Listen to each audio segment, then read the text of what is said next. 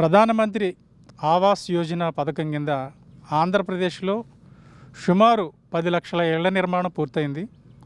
మరో 3 లక్షల ఇళ్ళు నిర్మాణ దశలో ఉన్నాయి. ఈ ఇళ్ల నిర్మాణ కేటాయింపులో అనేక అవకతవకలు జరిగాయని, గతంలో కేటాయింపులు జరిగిన వారి పేర్లు కూడా తీసేసి వైసీపీకి అనుకూలంగా ఉన్న వారి పేర్లు రాస్తున్నారన్న ఆరోపణలు బలంగా ఉన్న నేపథ్యంలో మీరు బీజేపీతో కలిసి నిరసన దీక్ష ధర్నాలు చేస్తున్నారు.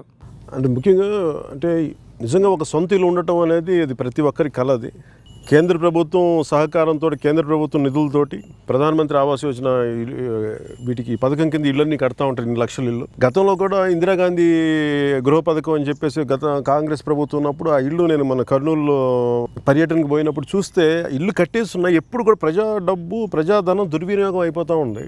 అంటే ఎవరైతే లబ్ధిదారులు వాళ్ళకి ఎప్పటికి ఇవ్వరు.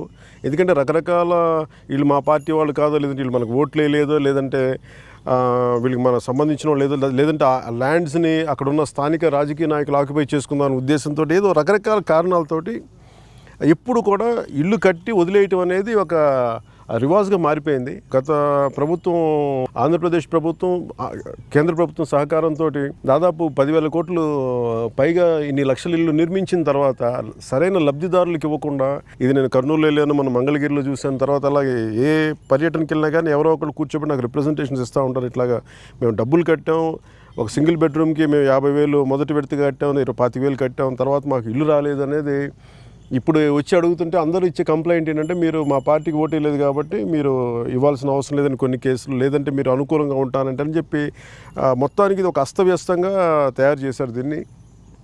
నేను కోరుకునేది ఏంటంటే, ఈ రోజున భారతీయ జనతా పార్టీ, జనసేన పెట్టిన ఈ ధర్నా కూడా ఏంటంటే, ఇది ప్రజలందరిలోకి వెళ్ళాలి. ఎందుకంటే మేము ఆ బాధితుల పక్షాన్ని నిలబడి వాళ్ళకి మేము బలమైన గొంతుకు అవ్వాలి.